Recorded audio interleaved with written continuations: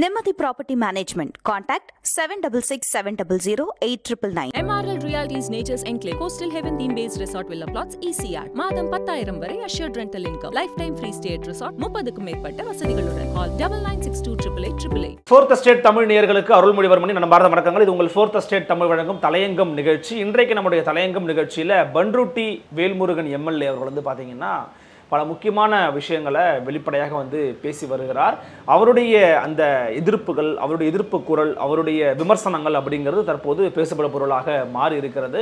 எது போன்ற விஷயங்களை வந்து அவர் சொல்றாரு? வெறும் கட்சி சார்ந்தோ அல்லது கூட்டணி சார்ந்தோ அவர் பேசி இருக்கிறாரா, அல்லது உண்மையிலேயே அவருடைய நெருக்கடிகள் என்ன, அவருக்கு இருக்கக்கூடிய சிக்கல்கள் என்ன அப்படிங்கிறத குறித்து தான் நாம இன்னைக்கு இந்த நிகழ்ச்சியில் பார்க்க போறோம். வாங்க நிகழ்ச்சிக்குள்ள போகலாம். இது உங்கள் Fourth Estate தமிழ் வழங்கும் தலையங்கம் நிகழ்ச்சி.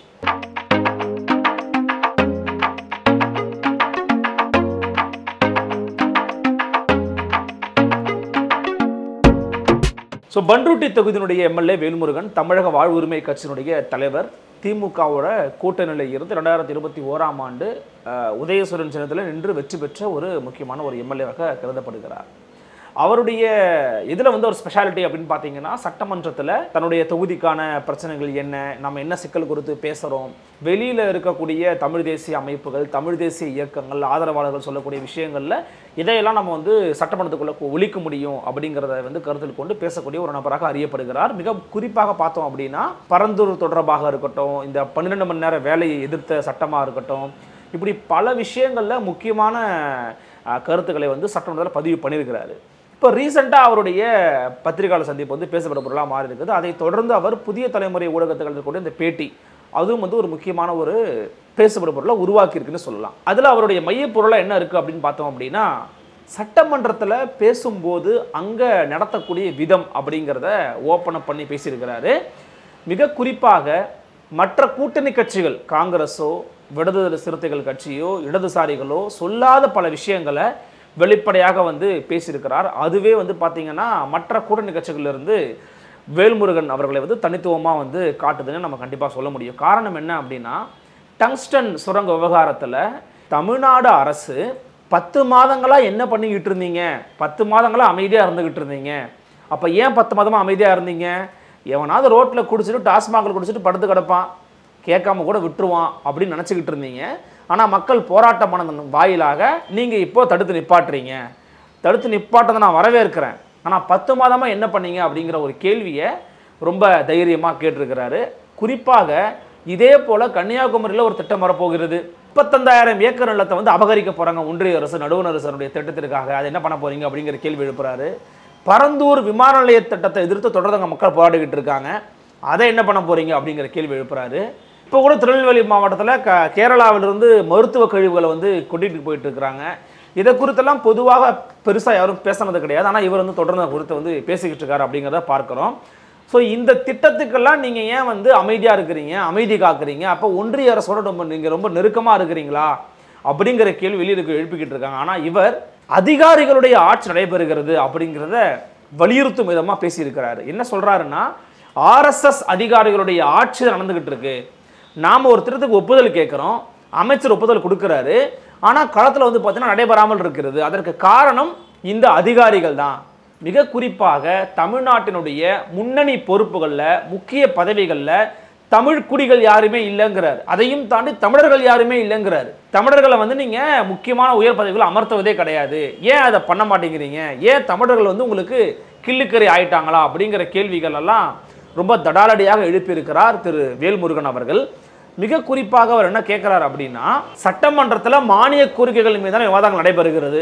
அந்த மானிய கோரிக்கைகள் பற்றி பேசும்போது 5 மணித்துறைகளில் பேசணும்னு சொல்றாரு. அது எப்படி சாத்தியமாகும்? அப்பா அவர்களும் வந்து பேச அனுமதிக்க மறுக்கிறாரு. அதே போல முதலமைச்சருக்கு பக்கத்திலே இருக்கக்கூடிய ஒரு மூத்த அமைச்சர், பசிக்குதியா, நேரமாதியா, உக்காரியா அப்படின்னு சொல்லி நான் பேசும்போது இடையம் வரித்து என்னை அவமானப்படுத்துறாங்க அப்படிங்கிறதையும் வெளிப்படையாக பேசுறாரு.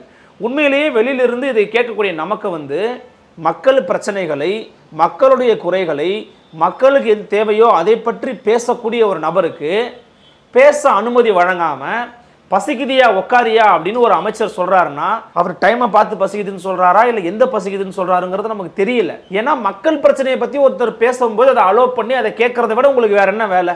சரி, நீங்க பசிக்குதுன்னு சொல்றது நான் மறுக்கல, அவர் பேசி முடிக்கிறதுக்கு கொஞ்சம் அமைதியாக இருந்தாலும் அதன் பிறகு நீங்கள் டைம் ஆயிடுச்சு கூட சொல்லியிருக்கலாம். ஆனால் அந்த இடத்துல ஏன் அவர் அவமானப்படுத்துகிற மாதிரி பேசணும்? அப்போ இதை பற்றி கமெண்ட்ஸ் கொடுக்கறத பற்றி அப்பா அவர்களுடைய கமெண்ட் என்ன, அவருடைய நிலைப்பாடு என்ன? அதே போல் தொடர்ந்து பல விவகாரங்களில் திமுக அரசு எடுத்துக்கொண்ட நிலைப்பாடுகள் வந்து தவறாகவே போய்கொண்டிருக்கிறது. குறிப்பாக இந்த ஃபெஞ்சால் புயலால் பாதிக்கப்பட்ட பகுதிக்கு துணை முதலமைச்சர் வராரு. அப்போ அந்த பகுதிக்கு வராருன்னா தொகுதியோட எம்எல்ஏ நான், குறைந்தபட்சம் இந்த மாதிரி நாங்கள் வரோம் வேல்முருகன் அவர்களே, நீங்களும் கொஞ்சம் வாங்க, உங்கள் பகுதி மக்களை வந்து என்ன பிரச்சனை இருக்காங்க காமிங்கன்னு சொல்லியிருக்கலாம். எனக்கு சொல்லவே இல்லை. அப்போ இந்த மாதிரி ஏன் நிராகரிக்கிற ஒரு விஷயத்தை வந்து இவங்க பண்ணணும்? இது ஏன் பண்ணுறாங்க? கலைஞர் காலத்தில் இப்படி திமுக இல்லை அப்படிங்கிற ஒரு விஷயத்தையும் வந்து கூடுதலாக பதிவு செய்கிறார் திரு வேல்முருகன். அவர் கேட்குற அடிப்படை கேள்வி என்ன அப்படின்னா, திமுக கொடுத்த வாக்குறுதிகளில் மிக முக்கியமான ஒரு வாக்குறுதிகள் என்ன அப்படின்னு பார்த்தீங்கன்னா, சட்டமன்ற நாட்களை கூடுதலாக்குவது, சட்டமன்றத்தில் சட்டமன்ற உறுப்பினர்களுடைய பேச்சுகளையும் அவர்களுடைய பங்களிப்பையும் உறுதி செய்வது, அதிகப்படுத்துவது அப்படிங்கிறது ஒரு வாக்குறுதியாக கொடுத்துருந்தீங்க. ஆனால் சட்டமன்றத்தை 2 நாளில் நீங்கள் வந்து முடிக்கிறீங்க. முதல் நாளில் இந்தியா முழுவதும் இருக்கக்கூடிய மூத்தவர்கள், முன்னவர்கள், இறந்தவங்க, எம்பி, எம்எல்ஏ அப்படின்னு பெரிய பெரிய ஆளுமைகளுக்கெல்லாம் நீங்கள் வந்து வருத்தம் தெரிவிக்கிறது, இரங்கல் தீர்மானம் போடுறது இதிலே வந்து போயிருச்சு. அதன் பிறகு கொஞ்சம் நேரம் தான் டைம் கொடுத்தீங்க, மறுநாளும் கொஞ்சம் நேரம் தான் பேச அனுமதிச்சிங்க. அப்போ இது எப்படி வந்து மக்கள் மன்றத்தில் நாங்கள் வந்து எங்களுடைய குறைகளெல்லாம் போய் சட்டமன்ற உறுப்பினர் பேசுவாங்கன்னு மக்கள் நம்பி அனுப்புகிறாங்க, ஆனால் பேச வாய்ப்பே கொடுக்க மாட்டேங்கிறீங்க. நாளைக்கு ஒரு பாதிப்புன்னு ஏற்படுச்சு, நான் மக்கள் முன்னாடி போய் நின்னேன் அப்படின்னா, இந்த வந்துட்டாருப்பா எம்எல்ஏ, போன வருஷம் பார்த்தது வர அப்படின்னு சொல்லி மக்கள் எங்களை வந்து எள்ளி நகையாடுவதற்கு நீங்கள் வழிகளை சமைத்து கொடுக்கிறீர்கள் அப்படிங்கிறத வெளிப்படையாக போட்டு உடைச்சிருக்கிறாரு திரு வேல்முருகன். தொடர்ந்து நானும் அதே போல உங்களுடைய சுற்றுச்சூழல் துறையில் இருக்கிறவங்க, அதற்கு ஊடாக பயணித்து கொண்டிருக்கக்கூடிய பூ உலகின் நண்பர்கள் சுந்தரராஜன் உட்பட பலரும் சேர்ந்து ஏங்க இந்த எண்ணூரில் இருக்கக்கூடிய அனல் மின் திட்ட விரிவாக்கத்துக்கு ஒப்புதல் கொடுக்கக்கூடாது, இதை கொடுத்தோம் அப்படின்னா அது மிக நிச்சயமாக அந்த பகுதி மக்களுக்கு பாதிப்பை ஏற்படுத்தும் அப்படிங்கிறத நான் வந்து பேசியிருந்தேன், சொல்லியிருந்தேன். அதையும் மீறி இப்போ வருகின்ற 20ஆம் தேதி எண்ணூரில் அனல் மின் திட்ட விரிவாக்கத்துக்கான கருத்து கேட்பு கூட்டத்தை நடத்த இருக்கிறார்கள் தமிழ்நாடு அரசு. இந்த விஷயம் தொடர்பாக நேற்று கூட தி ஹிந்து நாளிதழ் வந்திருக்கு, நீங்கள் பார்த்துருக்கலாம். நேற்றோ ஐ திங்க் ஸோ, அதுக்கு முன்னாடி இருக்கலாம். ஹிந்து நாளிதழில் முன்னணி பக்கத்திலே வந்து பார்த்தீங்கன்னா, அங்கே இருக்கக்கூடிய குழந்தைகள், இளம் பிஞ்சுகள், இளம் மொட்டுகள், அந்த குழந்தைங்க என்ன பண்ணுறாங்கன்னா, முதலமைச்சர் அவர்களே நாங்கள் இதயத்திலிருந்து ஒரு கடிதத்தை உங்களுக்கு எழுதி அனுப்புகிறோம் அப்படின்னு சொல்லி குழந்தைகள் ஒரு கடிதத்தை எழுதி அனுப்பியிருக்கிறாங்க முதலமைச்சருக்கு. இந்த எண்ணூரில் இந்த அனல் மின் திட்ட விரிவாக்கம் வந்துச்சு அப்படின்னா நாங்கள் எப்படி பாதிக்கப்படுவோம், எங்களுடைய வாழ்வாதாரம் எப்படி பாதிக்கப்படும், நாங்கள் உயிரோடு இருப்போமா இல்லையா, இயற்கை இருக்குமா இல்லையா இப்படின்னு பலவிதமான கேள்விகளை கேட்டு முதலமைச்சர் மு.க. ஸ்டாலினுக்கு குழந்தைகள், மாணவர்கள், சிறுவர்கள் இவங்கெல்லாம் சேர்ந்து ஒரு கடிதம் எழுதியிருக்கிறாங்க. இதயம் இருக்கும் முதல்வரே இதை கொஞ்சம் கவனியுங்க அப்படின்னு சொல்லி எழுதியிருக்கிறாங்க. அப்போ இதெல்லாம் என்ன காட்டுது?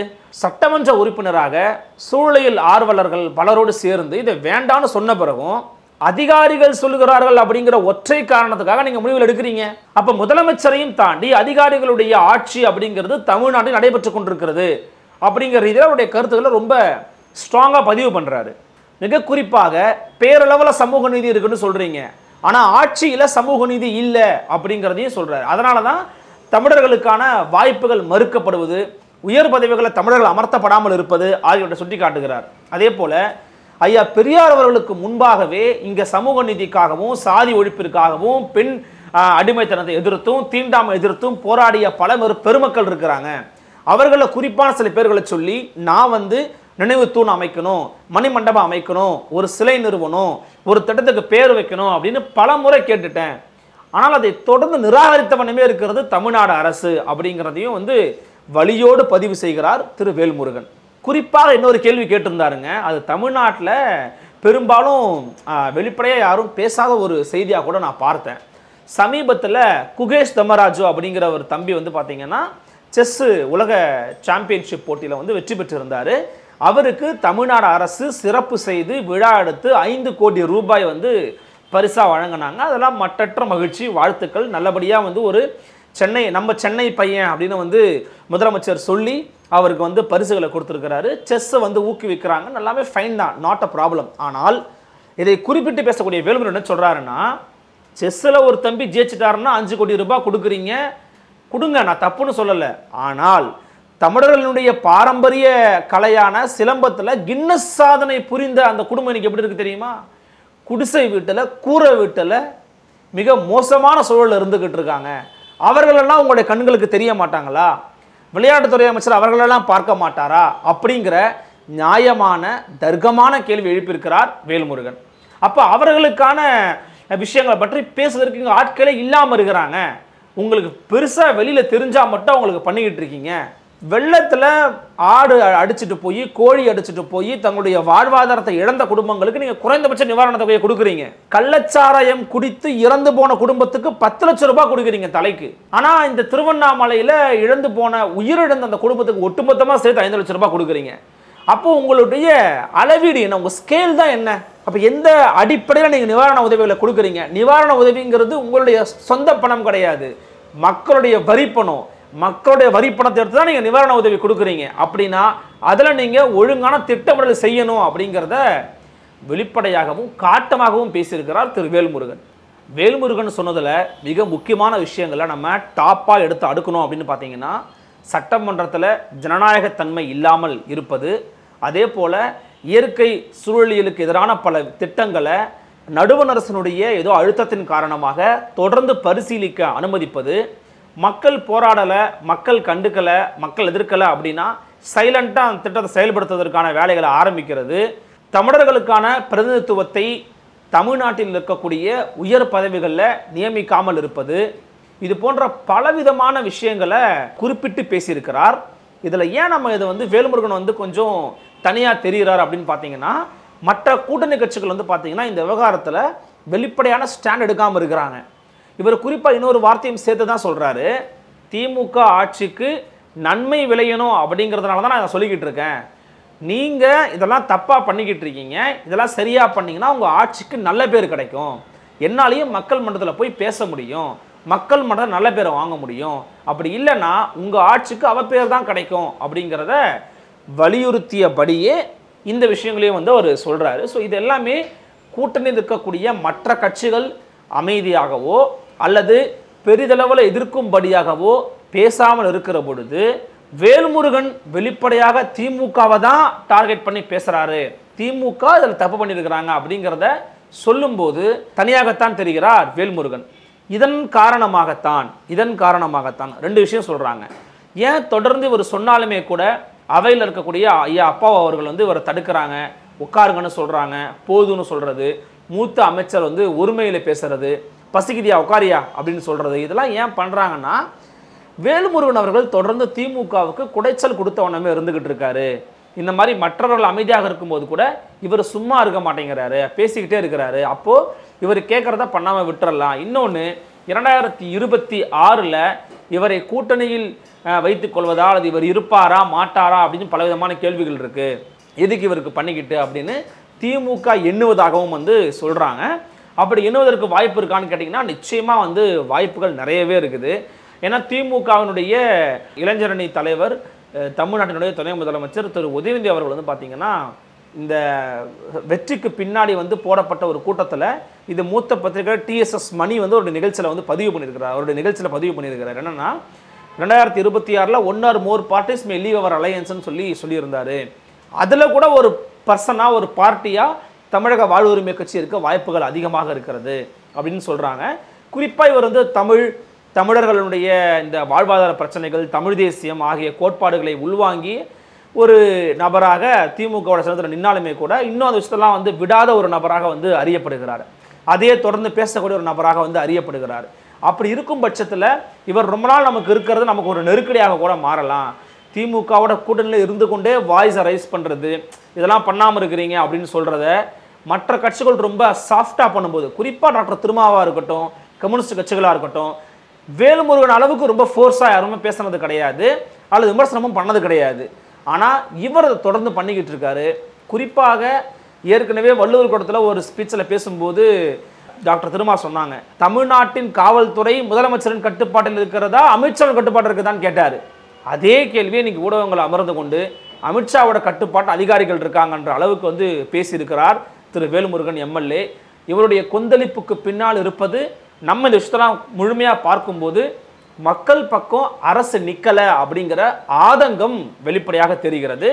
அந்த ஆதங்கத்தை எடுத்து சொல்லியும் கூட நடவடிக்கை எடுக்காமல் இருக்கக்கூடிய அரசுக்கு திமுகவுக்கு உள்நோக்கம் இருப்பதாக வேண்டுமானால் நம்மளால யூகிக்க முடிகிறதே தவிர இவருக்கு பெருசா உள்நோக்கம் இருப்பதா நம்மளால வந்து பார்க்க முடியல. ஏன்னா இவ்வளவு சொல்லியும் இவ்வளவு பண்ணியும் கூட நீங்க கருத்து கேட்பு கூட்டம் நடத்துறீங்க. இப்போ அந்த டிசம்பர் மாதம் நடக்கக்கூடிய இந்த 20ஆம் நடக்கக்கூடிய இந்த கருத்து கேட்பு கூட்டத்தில் நாம் தமிழர் கட்சியும் அதனுடைய தலைவர் சீமானும் போய் கலந்துக்க போறாருங்கிற செய்தியை வந்து அவங்க கட்சியில் வெளியிட்டு இருக்கிறாங்க. அப்போ இவங்க என்ன பண்றாங்கன்னா, திமுக அரசு எதிர்கட்சிகள் குறிப்பாக சூழலுக்காக இருக்கக்கூடிய அவங்க வந்து அவ்வளவு எதிர்ப்புகள் சொன்னாலும் எதிர்த்து பேசினாலும் அதெல்லாம் பற்றி எங்களுக்கு கவலை இல்லை, நாங்கள் நடத்துறதை நடத்துவோம் அப்படின்னு நடத்துறதுங்கிறது எப்படி ஜனநாயகமாகும், எப்படி மக்கள் குரலை கேட்பதற்கு ஒப்பாகும்? பரந்தூரில் அவ்வளோ நாட்கள் போராடி இருக்கிறாங்க, போராடிக்கிட்டு இருக்கிறாங்க. அந்த மக்கள் அவ்வளோ சொல்ல நீங்கள் கொண்டு வந்துக்கிட்டு இருக்கீங்க. சென்னையில் 100 கிலோமீட்டருக்குள்ள ஏற்கனவே இருக்கிற விமான நிலையத்துக்கு பக்கத்தில் அமைக்கக்கூடாதுன்னு சொல்லியிருக்கிறாங்க. இது வித்தின் 100 கிலோமீட்டர்ஸ் தான் வந்துகிட்டு இருக்கு. அப்போ ஏன் அங்கே வைக்கிறீங்கன்னு கேட்குறாங்க. பல்லாயிரக்கணக்கான ஏக்கரில் விளைநிலங்கள் பாதிக்கப்படும் சொல்கிறாங்க, ஏரிகள் பறிபோகும்னு சொல்கிறாங்க, மக்களுடைய வாழ்க்கையே பாதிப்புக்குள்ளாகும்னு சொல்கிறாங்க, மீண்டு வர முடியாத அளவுக்கான பேரிழப்புகளை அவங்க சந்திக்க முடியும்னு சொல்கிறாங்க.